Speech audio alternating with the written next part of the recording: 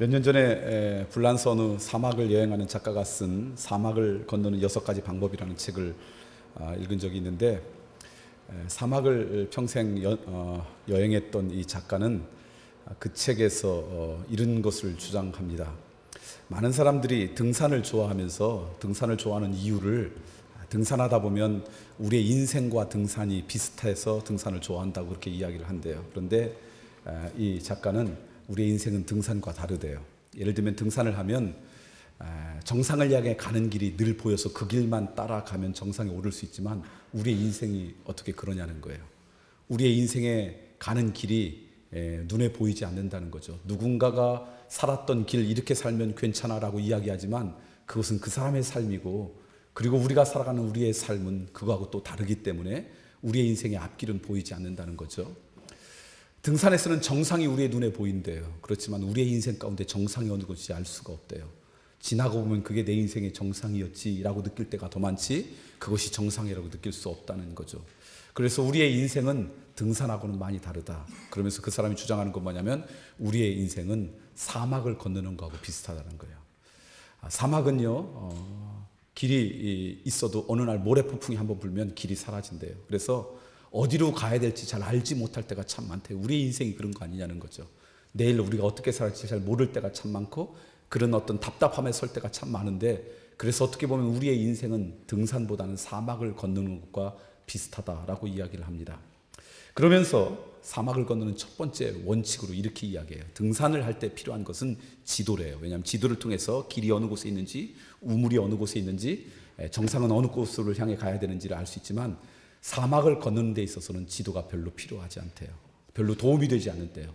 예를 들면 분명히 이곳이 오아시스가 있다 그랬는데 모래폭풍 때문에 모래에 잠기면 그곳에 오아시스가 없을 수도 있기 때문에, 분명히 지도에서는 이것이 길이라고 이야기했지만 바람에 따라 또 계절에 따라 사막은 늘 변하기 때문에 그 길이 한순간에 사라지기 때문에, 그래서 사막을 건너는 데 있어서 가장 중요한 것은 지도가 아니라 뭐겠어요? 나침판이다. 사막을 건너는 첫 번째 원칙으로 나침판을 이야기합니다.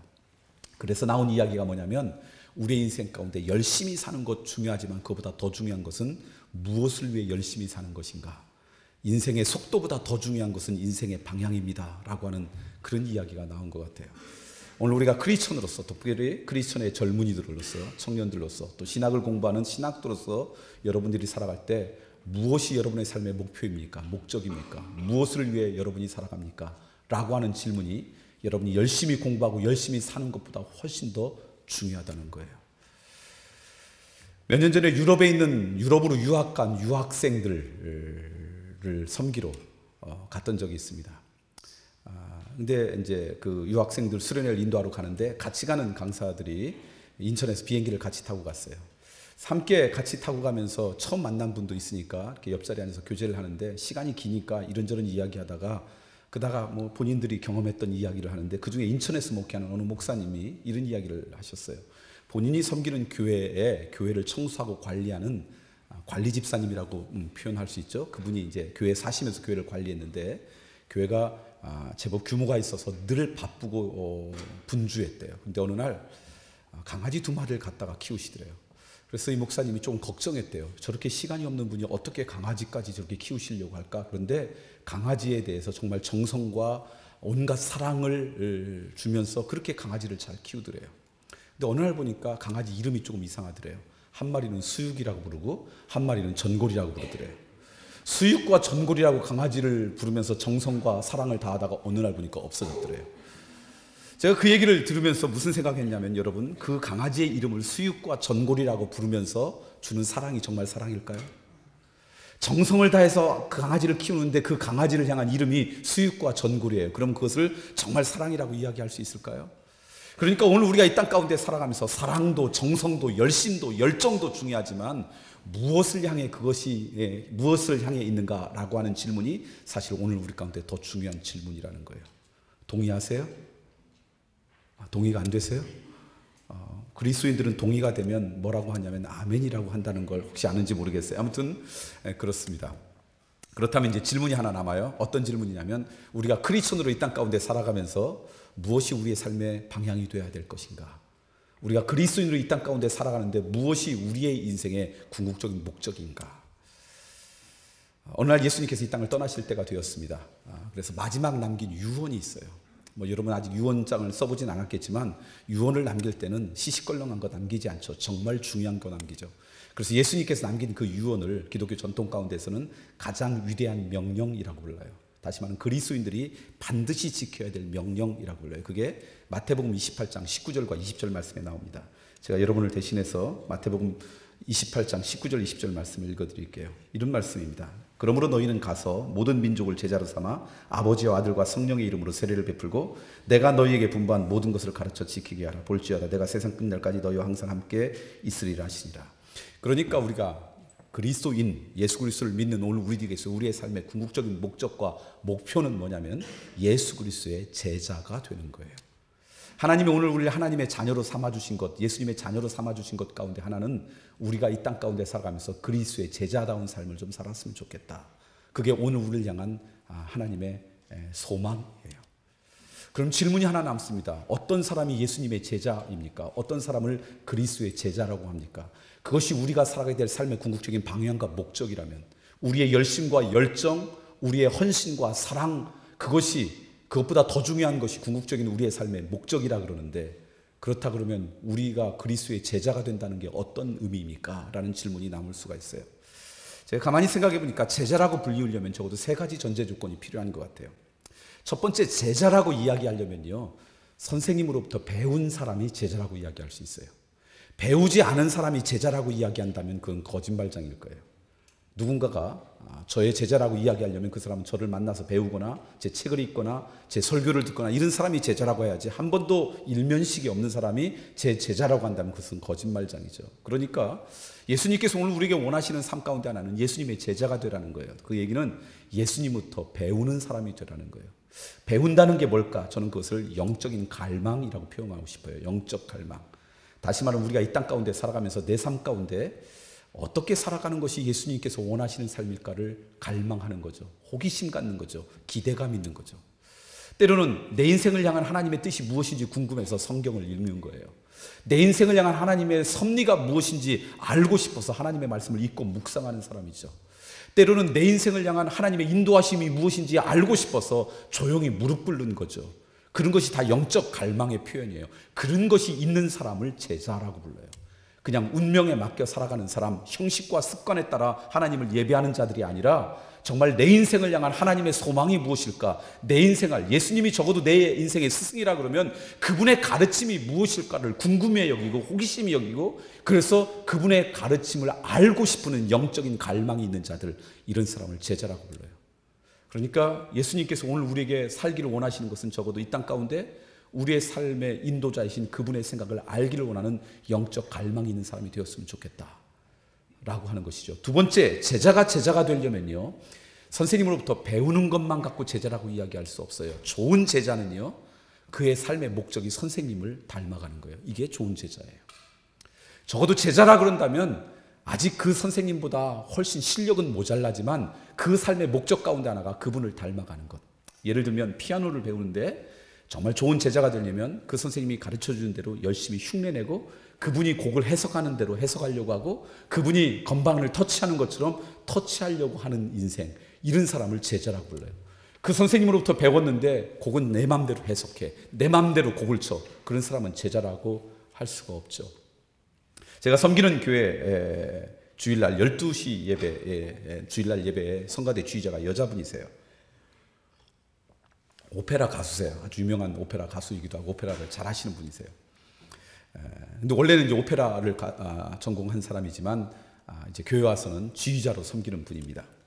근데 제가 설교를 한 다음에 그 설교에 적절한 찬양을 골라서 결단 찬양을 늘 이제 돌아가면서 하는데, 제가 가끔 그 성가대 지휘자인 그 여자 권사님한테 부탁을 합니다. 잘 부탁은 하지 않아요. 왜냐하면 이분이 주말에 늘 공연을 하니까 주일 아침부터 이렇게 목을 쓰는 건 그 사람한테 큰 부담일 거라는 생각이 들어서 1년에 한두 번쯤 부탁을 해요. 근데 부탁할 때마다 그분은 목사님 언제든지 부탁하세요. 저한테 이렇게 이름 부탁받는 게 저한테는 영광입니다. 그러지만 그분을 위해서 제가 자주 부탁은 하지 않아요. 제가 이렇게 부탁할 때는 어려운 곡을 부탁할까요? 쉬운 곡을 부탁할까요? 쉬운 곡을 부탁해요. 어려운 곡은요, 우리도 잘 몰라요. 대충 불러도 다 잘 부르는 것 같아요. 그런데 우리가 다 아는 쉬운 곡은요, 정말 잘 부르지 않으면 유치해요. 그래서 정말 쉬운 곡, 그런데 이 곡을 좀 불렀으면 좋겠다는 곡을 그분한테 부탁해요. 얼마 전에도 어메이징 그레이스라고 하는 찬양을 불렀어요. 또 이분이 처음에 찬양을 시작할 때는 우리처럼 찬양을 불러요. 나 같은 죄인 이러면서 불러요. 그런데 오페라 가수니까 자기가 편곡을 좀 해가지고 끝날 때는 와 하고 끝나요. 오페라처럼 끝나요. 그럼 교인들이 박수를 막 치고 아멘 소리도 크고요. 끝나고 은혜 받았다 그래요. 설교는 다 잃어버리고 그 찬양에 은혜 받았다고 다 이제 그래요. 근데 다른 때는 저희 성가대 하시는 분 가운데 이제 음악을 전공한 분들이 돌아가면서 하기도 하고 일반 교인들도 하기도 하는데, 저희 성가대 하는 사람 가운데 그 권사님의 제자도 있고요, 다른 분으로부터 배우는 사람도 있어요. 근데 음악 잘 알지 못하는 저도 앉아서 들어보면 아, 저 사람은 우리 권사님으로부터 배운 사람이구나, 저 사람은 우리 권사님의 제자가 아니구나 알 수 있어요. 그 권사님의 제자는요, 발성법이 꼭 누구하고 비슷한 줄 아세요? 그 권사님하고 비슷해요. 소리 나는 위치가, 곡을 해석하는 게. 실력은 그분보다 훨씬 못하지만 그런데 그 곡을 부르려고 하는 모습이 꼭 그 지휘자분하고 비슷해요. 이런 분이 누구라고요? 제자라고 불러요. 제가 미국에서 잠깐 사역하는 동안에 저희 교회 교우 가운데 이란성 쌍둥이를 키우는 집사님 가정이 있었어요. 위에가 여자아이고 두 번째 밑에가 남자아이인데 한 5분밖에 차이 안 나는 그런 쌍둥이였어요. 그런데 이 남자아이가 소아암에 걸렸습니다. 백혈병이라고 부르죠.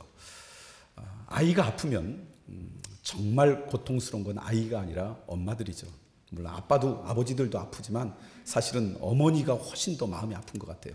저도 아이가 둘이 있는데 저희 큰딸이 6개월쯤에 병원을 한 2주 동안 입원했던 적이 있어요. 갑자기 문제가 돼서 병원에 입원했는데 나중에 보니까 이질에 걸렸어요. 장염의 일종인데 이질이 걸려가지고 이제 입원해 있는데 치료 방법 가운데 하나가 뭐였냐면 먹이지 않아요. 안에 있는 모든 병균이 죽을 때까지. 근데 이제 아이가 생존해야 되니까 영양분을 이제 혈관을 통해 공급하는데 아이가 너무 어려서 혈관이 적으니까 머리를 빡빡 깎은 다음에 여기다가 혈관을 꽂아서 그래서 이제 공급해요. 이대부속병원에 입원했었는데, 근데 그때 그 간호할 때 제 아내하고 저하고 논쟁이 붙었어요. 논쟁의 주제는 뭐냐면 아이는 2주 동안 굶어야 돼요. 그래서 이제 그 병균이 괜찮다 할 때까지 먹어야 돼요. 그러는데 보호하는 엄마 아빠는 밥을 먹어야 되느냐 같이 굶어야 되느냐가 이제 논쟁이었어요. 저는 밥을 먹어야 된다. 왜냐하면 우리가 튼튼해야지 아이를 제대로 간호하니까 먹어야 된다. 우리 아내는 어떻게 애가 굶는데 우리가 먹을 수 있느냐. 그럼 먹어야 돼요? 굶어야 돼요? 먹어야죠. 감사합니다. 제 편에 들어서줘서. 그래서 저는 밥기 먹을 때마다 구내식당 가서 밥을 먹었어요. 근데 제 아내는요 2주 동안 아이와 함께 굶더라고요. 어떻게 애가 굶는데 먹을 수 있냐고. 그때 제가 알았어요. 아이들의 사랑은 아버지와 어머니의 사랑이 다른데 정말 큰 사랑, 깊은 사랑은 어머니의 사랑인 것 같다. 그 집사님 아이가 아프니까 그 엄마가 날마다 울며 자라요. 그런데 저희 교회에서 그렇게 멀지 않는 도시에 어린이 전문 병원이 있어요. 아주 좋은 병원이고 특별히 그 아이 소아암 병동이 아주 훌륭한 소아암 병실이었어요. 근데 거기에 입원해 있는데 가끔 제가 그 도시에 갈 때마다 그 병원에 들리면 그 어머니를 위로하고 나왔어요. 근데 어느 날 그 어머니가 그런 얘기를 하시는 거예요.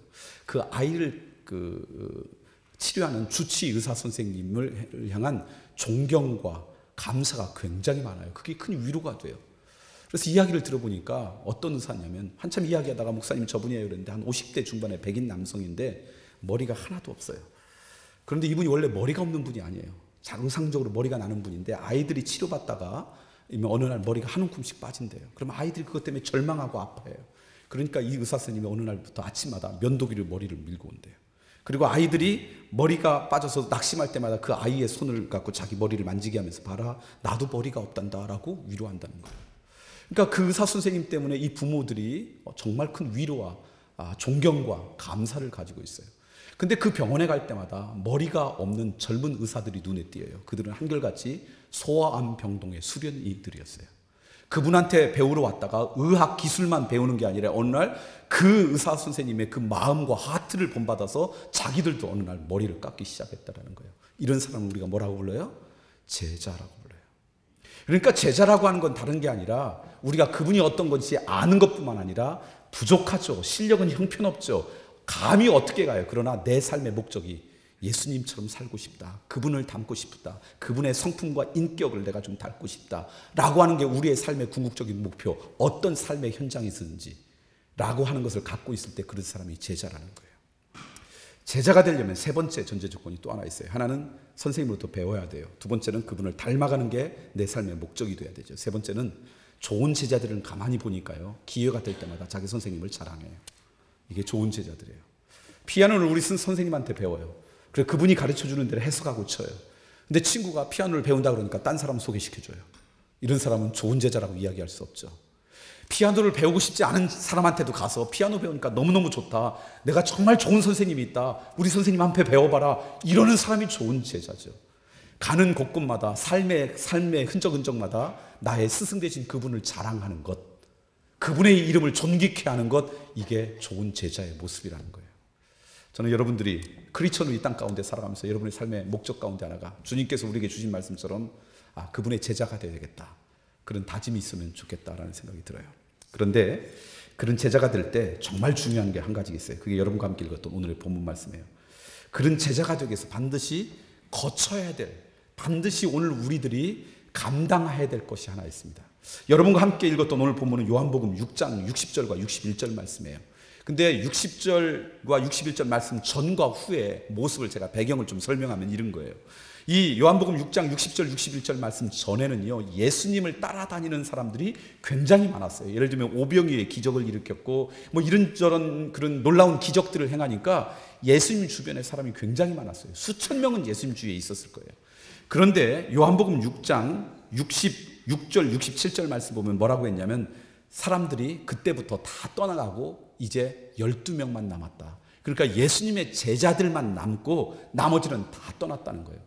도대체 예수님을 따라다니는 그렇게 수없이 많던 사람들이 있었는데 왜 이 사람들이 다 떠나가고 이제 12명 제자들만 남았을까? 그 대답을 해주는 게 오늘 60절과 61절 말씀입니다. 여러분 주부에 보면 그 말씀이 있는데 그것을 보면서 잠깐 우리 한번 살펴볼 거예요. 어느 날 제자들이 예수님을 쫓아다니니까 먹을 게 있었어요. 자기한테 도움이 되는 게 있었어요. 보리떡도 먹고 물고기도 먹고 눈에 그냥 기적과 같은 일도 벌이고, 그러니까 흥미도 있고 호기심도 있고 나한테 도움도 되고, 그러니까 예수님을 따라다녔어요. 그런데 어느 날 예수님께서 하나님의 말씀을 전하기 시작했어요. 생명의 양식이래요. 그러면서 하늘의 비밀을 말씀하기 시작했어요. 그랬더니 제자들이 수군거려요. 그게 60절 말씀이에요. 한번 읽어볼까요? 성경에 보니까 뭐라고 되냐면, 제자 중 여럿이 듣고 말하되 이 말씀은 어렵도다, 누가 들을 수 있느냐 한데. 그러니까 제자들이 수근수근거렸어요. 예수님의 가르침이 너무 어려워. 이 가르침이 너무 어려워서 누가 이 예수님의 가르침을 이해할 수 있을까? 이게 본문의 내용이에요. 새 번역도 그렇게 번역이 되어 있어요. 다시 말하면 예수님의 가르침이 너무너무 어려워서 이거 이해하기 너무 어려워, 이런 뜻입니다. 근데 NIV 성경을 보니까 뭐라고 번역됐냐면 This is the hard teaching. 너무너무 어려운 가르침이야. Who can understand it이라는 understand라는 단어를 쓰지 않고 Who can accept it, accept라는 단어를 썼어요. 제가 그래서 원어를 막 찾아보니까 그게 정확한 번역이에요. 그러니까 제자들이 지금 예수님의 가르침이 너무 어려워, 그래서 내가 그것을 어떻게 이해할 수 있어 라고 하는 이해의 문제가 지식의 문제가 아니에요. 우리의 이성의 문제가 아니었다는 거예요. 이성의 문제가 아니라 예수님의 가르침을 내 삶의 진리로 받아들이고 그거에 따라 살아가려니까 너무 힘들다라는 거예요. 그리스도인이 된다라는 이야기는요, 지식의 차원을 넘는 거예요. 그분의 가르침에 내 삶의 진리가 되는 것, 이게 그리스도인이 되었다는 거예요. 조금 어려운 이야기일지는 모르겠는데요, 저는 제 나이보다 교회를 다닌 게 10개월 더 많이 다녔습니다. 저희 아버님이 목사님이세요. 그러니까 저희 어머니가 임신했을 때부터 교회를 다녔죠. 뱃속에 저를 임신했을 때 저희 어머니가 찬송도 부르고 성경도 읽으셨을 거예요. 태교하려고. 언뜻 기억도 나는 것 같아요. 그리고 저는 교회에서 태어났어요. 지금이야 목사님들이 교회 바깥에 살지만 제가 어렸을 때만 해도 목사님이 다 교회 안에서 사셨어요. 그리고 여러분들은 다 산부인과에서 태어났지만 저희 세대의 시골에서는요, 산부인과에서 태어난 사람 별로 없어요. 다 집에서 태어났고 산파가 와서 도와줬어요. 그러니까 저는 교회에서 태어난 거죠. 어렸을 때 놀이터도 교회였어요. 청소년기의 방황도 교회 안에서 했어요. 제 인생의 가장 중요한 결정을 할 때도 교회 안에 있었어요. 교회를 떠나본 적이 없어요. 근데 그거 아세요? 그렇게 교회를 한 번도 빠지지 않았는데 제가 예수님을 나의 주님으로 고백한 것은 한참 후의 일이라는 거. 제가 오랫동안 예수님을 믿지 못했던 적이 있어요. 저는 제가 예수님을 믿는 거라고 생각했어요. 근데 제 이성으로 납득이 되지 않았어요. 아니 2000년 전 그 척박한 땅에 있는 그 젊은이가 나하고 무슨 상관이에요? 그래서 근데 나중에 제가 하나님의 은혜로 예수님을 믿고 보니까 내가 예수님을 믿는 게 아니더라고요. 예수님이 믿어지는 거더라고요. 능동태가 아니라 수동태더라고요. 어느 날 그분의 은혜로 맞아, 그분이 내 삶의 주님이시라는 고백이 나오기 시작하더라고요. 그때 제가 알았어요. 예수님을 믿는다는 것은 지식의 차원, 이성의 차원을 뛰어넘는다는 것. 그분의 진리를 내 진리로 받아들이냐, accept의 문제지 understand의 문제가 아니에요. 그런데 더 중요한 것은 그것을 듣고는 예수님께서 이렇게 말씀하셨어요. 수근수근거리를 보시면서 뭐라고 얘기했냐면, 예수께서 스스로 제자들이 이 말씀에 대하여 수근거리는 줄 아시고 이러시되 이 말이 너희에게 뭐가 되냐고요? 걸림이 되느냐. 이게 정답이었어요. 예수님을요, 지식적인 차원으로만 믿으려고 하면요, 아무 문제가 안 돼요. 우리 교회에서 제일 신앙 좋은 사람들은요, 주일 예배 딱 한 번만 드리는 사람이에요. 그것도 예배 시작한 다음에 왔다가 예배 끝나기 전에 가는 사람은 늘 자기가 믿음 제일 좋다고 생각해요. 어떤 사람이 내가 믿음이 참 부족한가 그런 고민하는 사람들은 그런 사람들이 아니에요. 예수님께서 지금 말씀하신 너희들이 이것이 걸림이 된다라는 얘기는 뭐냐면, 만약에 예수님을 그냥 이성적인 차원으로 믿으려면 우리한테 아무 문제가 없어요. 그런데 그 말씀을 내 삶의 진리로 받아들이고 살아가려고 하는 순간 그게 너희한테 걸림이 된대요. 이 걸림이라고 하는 원어를 보니까 이 원어에서 나온 영어 단어가 하나 있어요. 그게 뭐냐면 스캔들이라는 단어가 여기서 나왔더라고요. 스캔들이라는 말이 무슨 얘기입니까? 오늘 우리는 스캔들 그러니까 별로 안 좋은 의미예요. 뭐 추한 소문 이런 걸 스캔들이라고 생각해요. 근데 원래 이 스캔들이라는 원어를 보니까 구설수라고 하는 단어예요. 그러니까 그때 상황과 문화, 그가 살아가던 현재와 맞지 않아서 일어나는 어떤 구설수, 이게 스캔들이에요.